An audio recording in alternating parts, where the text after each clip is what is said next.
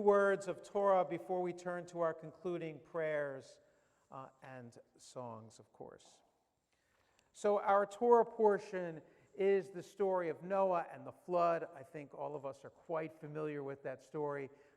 There's a multitude of children's books that were either read to us or we read to children telling that story. Why that is the stuff of children's books, because God, of course, destroys the world as part of the story, has always bewildered me.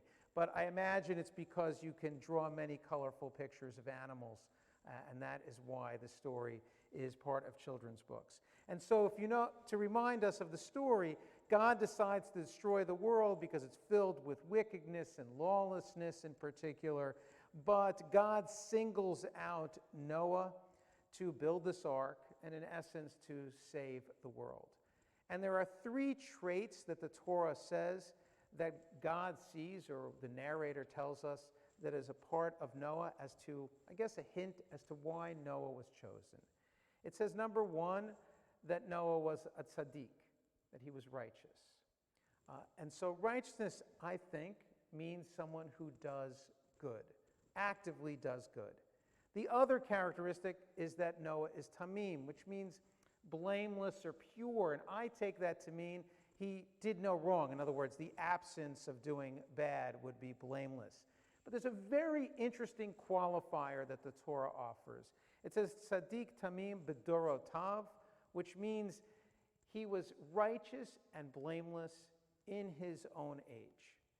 And there is a very large discussion among the rabbis and the traditional commentators whether Noah was in fact a righteous person or just in comparison to his generation, he looked really good.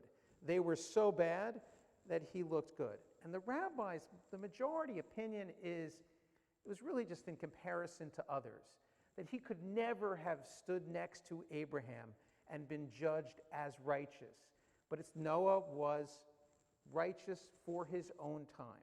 That, of course, does beg the question that just doing good might be just in contrast to our own generation, that we only have to do as good as the times allow it, would be the suggestion of the rabbis. It's not whether someone would be judged from a historical sense as righteous and par excellence, the best of the best, but just you got to stand out and stand above your own generation. But the third quality is the one that I really want to focus on. It says that he walked with God, hitalech.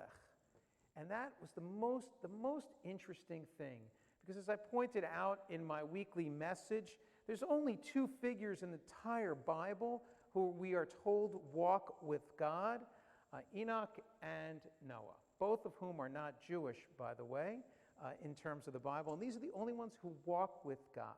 And I wanted to think about that walking and what it means.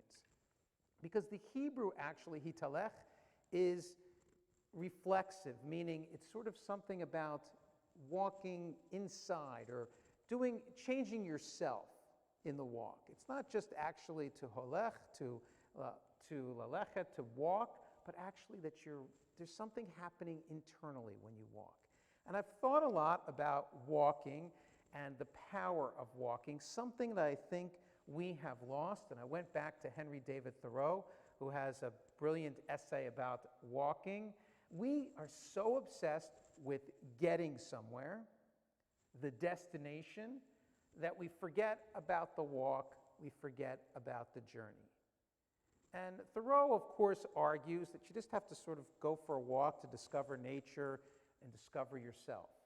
That the purpose of the walk is not to go somewhere and to get somewhere, but it's actually that the walk is the purpose in and of itself.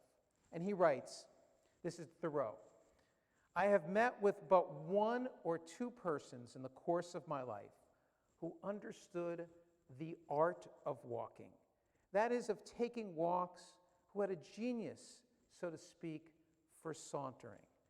Which word is beautifully derived from idle people who roved about the country in the Middle Ages and asked for charity under the pretense of going from the French to the Holy Land, till the children exclaim, "There goes a saunterer, a holy lander." Some, however, would derive the word from the French meaning without land or without a home, which therefore, in the good sense, will mean having no particular home, but equally at home everywhere. For this is the secret of successful sauntering. He who sits still in a house all the time may be the greatest vagrant of all. But the saunterer in the good sense, is no more vagrant than the meandering river, which is seeking the shortest course to the sea. It's a beautiful statement about the purpose of the walk, that if we can recover walking in terms of what it offers to us inside.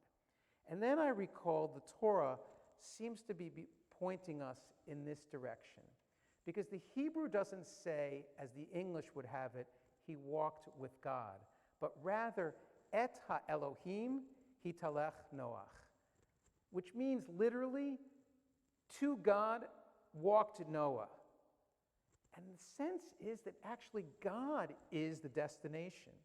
That the discovery is, if you put God first, and you imagine that that's the purpose of the walk, to discover something about yourself, or something about the universe, or something about God, that is the purpose and the destination of the walk. Et ha-Elohim hitalech Noach.